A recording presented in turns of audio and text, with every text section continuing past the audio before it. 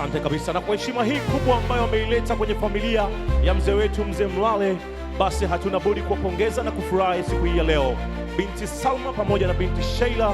Kwa heshima hii kubwa, niombe sasa kuwakaribisha once again Salma and Sheila studio.